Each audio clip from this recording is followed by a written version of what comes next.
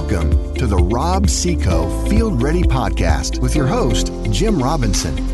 Hello, and welcome back to the Rob Seco Field Ready Podcast. I'm your host, Jim Robinson. So December is a really fun month for farmers and seed companies alike. This is the time of year where we have all of our harvest results in and we can begin making decisions based on the yields by field, by product. And as we make this decision, we look forward to what we're going to select for planting for 2022. And seed companies, we're looking at what we might advance for 2023 and beyond. But you'll often see quoted throughout the industry quotes such as, individual results may vary. Relative performance may vary from field to field and from year to year. Growers should evaluate performance from multiple geographies, fields, and years whenever possible.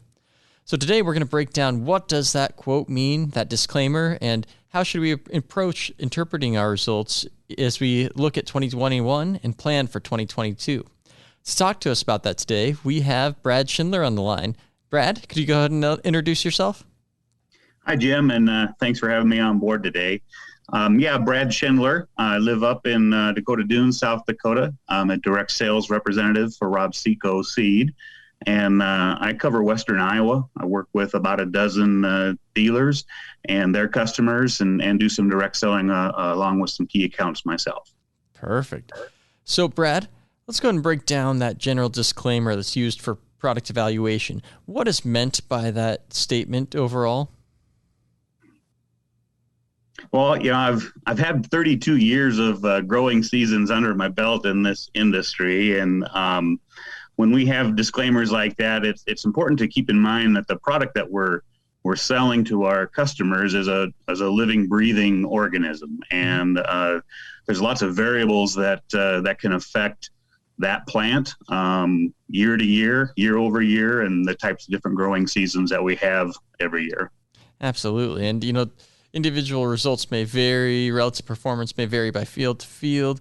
I mean, you're absolutely right. These things are living plants, and just like you or I may not brush our teeth exactly the same way every morning or evening, and it may be doing something slightly different that can throw performance off. I mean, a single hybrid may have an average win of 3 bushels an acre over another product, but if you look at individual fields, plots, strip trials, whatever it might be, that could range from -10 to +20 versus a given product. And so there's a lot of variability that comes from all sorts of factors there. Yeah, but I totally agree. There's year over year, we have so many different things that can affect hybrids differently one year to the next. Mm-hmm. So the second half of that statement is the growers should evaluate performance in multiple geographies, fields, and years whenever possible. So can you tell us just a little bit about, why should you look at a broader set of data, broader set of years, rather than just your own strip trial you had on your farm? Well, we all love to look at the hybrid that did well in our plot right on our farm, but it's just critical to broaden your horizon a little bit and stretch out. I like to work with the surrounding counties around a particular grower when I'm gathering yield data for that person, especially if they're new, to show that not only in your neighborhood, but maybe a county over, a hybrid performs equally as well under similar growing conditions. Exactly. And even to go beyond that, oftentimes we'll look at a product in a state level or a regional mm-hmm. level just to show that, in Western Iowa, you might be in, near Trainer, Iowa, and you might find that one year Trainer, Iowa acts more like Seward, Nebraska, and the next year it acts a little bit more like Des Moines, Iowa. And so, you might get a shift. So looking regionally also helps you understand what a year-to-year difference might make for a given product. Usually we get a lot more locations, too, when we're doing side-by-sides, when we open up the scope of the geography a little bit, too, and that helps with the accuracy of the data. For sure. And so, there are a lot of factors that would fall under that scope of a broader geography, and even on a farmer's own farm. A given field can have all sorts of different conditions and variables with it. So what are some of those factors that may impact a hybrid or a variety's performance across soil types, management practices, and years for a single farm? Wow, there's just a multitude of things that we like to go into. Tillage year over year. I've got a lot of no-till in Western Iowa, so If a guy's a no-till guy, we'll certainly try to skew the data to show them how emergence, for example, performs in a hybrid planted early. Crop rotation, cover crops have gained a lot of popularity, so we want to keep an eye on those. You might have row width differences, 20-inch row corn versus 30, or occasionally some 36-inch rows. Yep. I'm working with about 7 or 8 different soil types, and we have hybrids that will do well maybe in your Des Moines lobe, the flat blacks, so to speak, and then that same hybrid may not be what a guy would want on some of the terraced ground in western Plymouth County that's lighter soil and needs a different characteristic than that Des Moines lobe hybrid does. Exactly. You touched on some really good points there, and that, one hybrid that does well in the Des Moines lobe, but not so well in another soil type, really gets at the fact that there's a G by E interaction. And what we mean by that is the genetics by the environment, and the environment in this case would be a soil type. And, there are lots of examples of how this could work. And so that's why we have to measure it across broad geographies to understand what the range in G by E interactions might be. And so a good example in corn is that we evaluate hybrids based on how they respond to high pH. And so as you get into the West, you run into high pH soils that can cause stunting and yellowing of corn, that causes some chlorosis and striping. And some hybrids will look like they're not impacted at all, whereas others may only get to be chin high or so. And that's an interaction between the corn's genetics and the pH of the soil, and dictates the ability of that hybrid to make iron available to take up into the plants and actually use. And so you find all sorts of examples like that. Another comment can be made about the interaction between a hybrid and management practices. You mentioned just a little bit about row width, and could you give us an example? Soybeans are a great example of this, and how row widths might impact that. Can you talk to us a little bit about that? You bet. So up in our part of the world, white mold can be a real challenge for guys, and that typically will happen when you have a closed canopy, especially in narrow rows, 7-inch rows, 15-inch rows, even 20-inch rows, and that canopy can retain moisture and make a good growing condition for the white mold. And so in those situations where we have a challenging field that we're going into with soybeans, we'll suggest maybe taking a look at 30-inch rows in that particular field and let a little air flow through there and change up what we normally would do to help address a disease problem like white mold. Exactly. I mean, if we put out yield data for a variety that only came from 30-inch rows, we might miss out on reflecting what that true variety performance might be under a narrow row situation, because white mold comes in. Now, the converse is also true, because you might have a variety that's a really narrow canopy and doesn't shade the row in a 30-inch row, or it's really, really slow to do so, and you can miss out on yield from that perspective as well. Yeah. So what impacts can a given year have versus another year on individual products, and why might that occur? Well, this was a really good year of that this year. We had a lot of radiant sunlight, a lot of heat, especially late in July and August. And my yield results in our part of the world really were kind of skewed towards full season corn hybrids. And if you look at, we normally in a normal year, we'll plant 98-day to 112 or 14-day corn.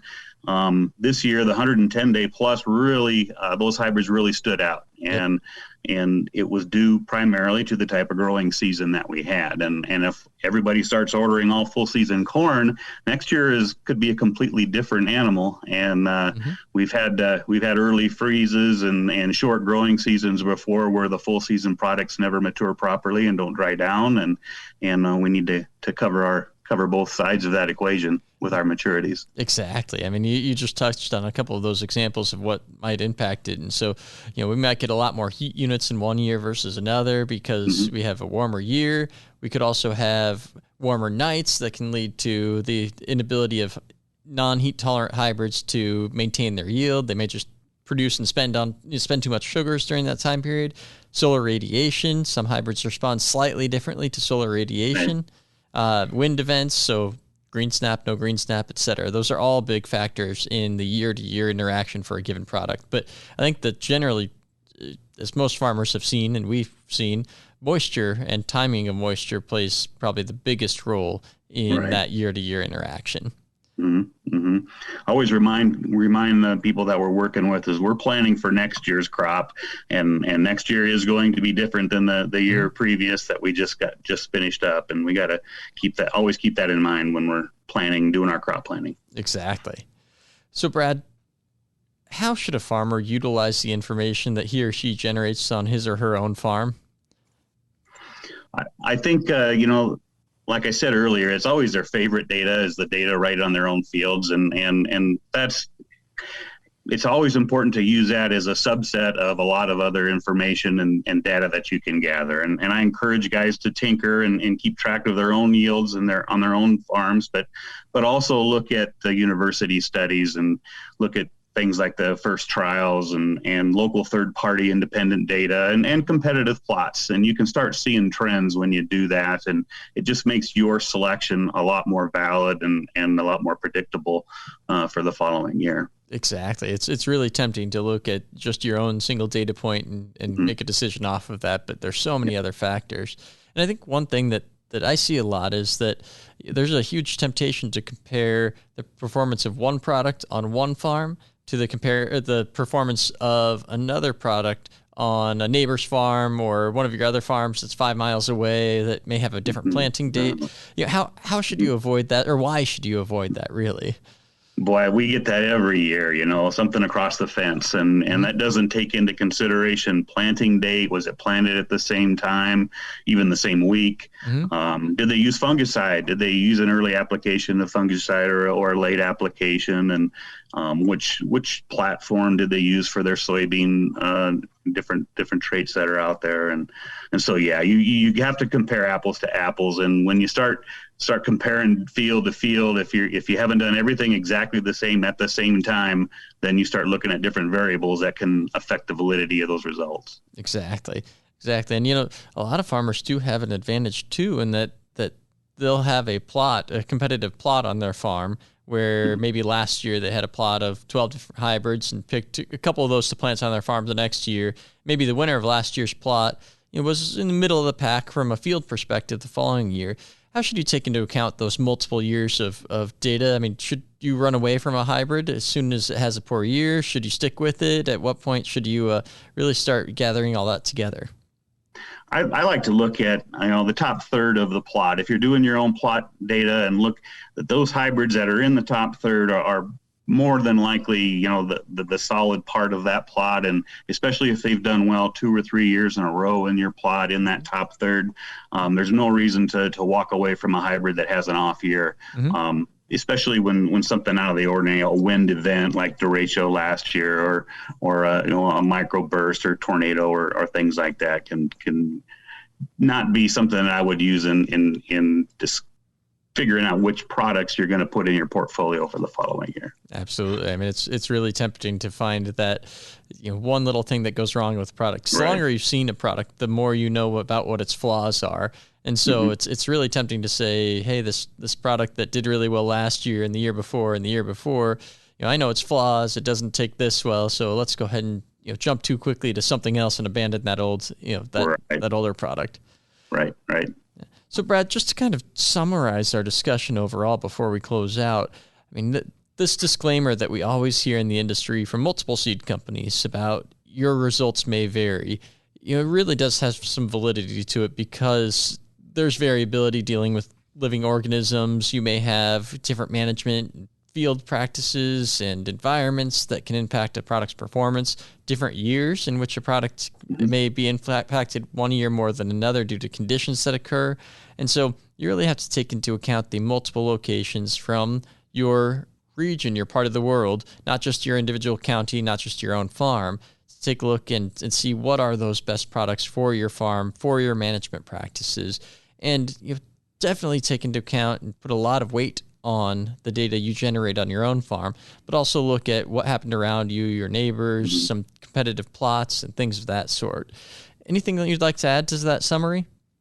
Well, any of that kind of stuff that the grower can help give to somebody like me just makes my job a lot easier and helps me make, more better recommendations to help them have a good experience with our products. Mm-hmm. Absolutely. If there's information that can be used to help place a product, then it's mm-hmm. best if that information is communicated to people like you and to me.